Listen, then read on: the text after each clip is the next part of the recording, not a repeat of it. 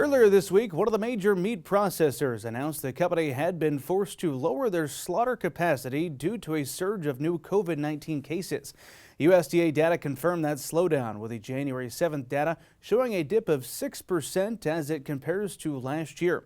To discuss what this could mean for the livestock market, we were joined by Doug Simon of Trados. Well, the hope is that this, just reading the papers, and they were saying that the Omicron is supposed to maybe peak out nationally. It happened that way in England, so hopefully we'll be in that type of case. But obviously there's just a lot of disruptions when people are getting sick and have to stay home, and understandably so. But it's, in the meatpacking industry, it's one thing, like we each run our individual ranches or farms or companies, and as you feed into that, that's kind of the, it's a bottleneck in supply, in the sense that you've got a lot of animals that are coming in there, you've got a lot of people, you've got a lot of things that are happening, and it's all got to be just in time. And that's the way we're set up, and that's why there's big slaughter kind of processing margins right now. I think they're $100 above what they were last year at this time, but there's a lot of uncertainty there, and so I think they're trying to do the best they can in a very difficult situation. But it should be getting better, I think, down the road here from what the CDC is saying. Particularly with cattle, what have you seen in terms of price direction lately? Well, it's an interesting question. I've been talking a lot about inflation when I've gone out and talked to some different banks, different groups, and we've been in a year on the cropping side where we've had cost push inflation, where we've had higher input costs, and that's driving corn prices higher. And it's also trickling over, or not just trickling, it's just flooding the corn market as well, where it's pushing higher corn prices.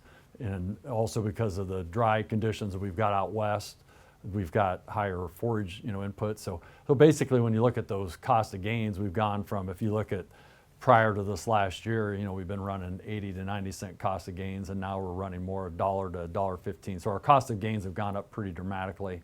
But still, when you look at fat cattle prices, we've ended at $1.40 here last week.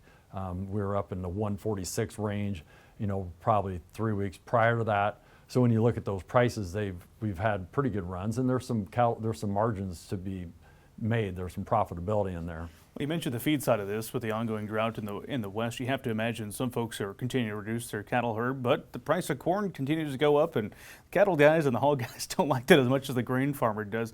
Right. How much higher do you think grain can go before people start having those serious conversations about maybe switching to some alternative feed? That's a good question. And last year we had situation in the summer where corn basis and corn prices got very high and wheat prices were very low, and there was a lot of wheat substituted into the rations. And this year we've got wheat basically $1 higher. Basis is anywhere from 80 to 90 cents over on wheat too. So it doesn't look like we're going to be putting wheat into those rations, and so it's going to be a year where it's going to be harder to substitute in wheat. That also last year had a big impact on corn basis when they fed that wheat, kind of beat the corn basis down. Well, Doug, you and I are having this conversation mid-January right now, even though the weather doesn't really seem like it is outside. What do you see, though, in terms of the cattle market with seasonal trend? We've had a pullback here from, I was saying, that 146 level to 140. We might have another run, maybe back up to those old highs, but once some of that time eclipses, we tend to be putting in seasonal highs on that. And so, from a hedging standpoint, I think people have to be looking at that.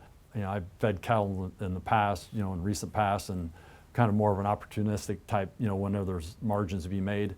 So would I be hedging them here at this level? We're sitting in that 140 level. You'd probably buy puts here, maybe sell some calls up above it, and because we're on an oversold location. But I think if we have any rallies back, you'd probably just flat out get them hedged, and because those seasonal tendencies tend to be, kind of they're pretty intense. I don't know if we can overcome those, but longer term, you kind of hope the cattle will be higher longer, when you look at those big, as we slow down probably production and have less meat going through the system, those prices will probably be higher longer term. But I think temporarily here, I think you want to definitely maybe looking at some of those puts. You can also look at livestock revenue protection insurance. We do some of that as well.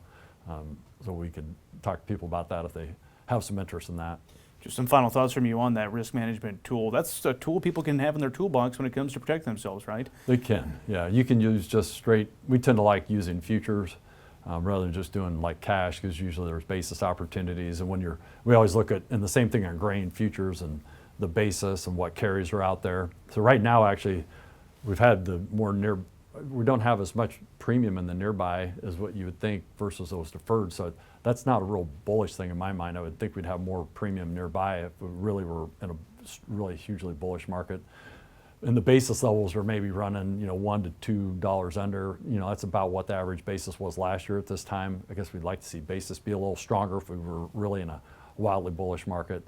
But again, you can use some puts, if you think there's more upside, but you still want to protect yourself, and you can use that LRP, product to put a floor underneath your. But I think we're always interested in trying to protect margin rather than trying to speculate in the price. So they're probably saying, well, these guys are, why are they always using options, or why are they hedging? Because we like to protect that, and that's our goal is to manage a margin and be in business for the long run rather than getting pushed out of the business.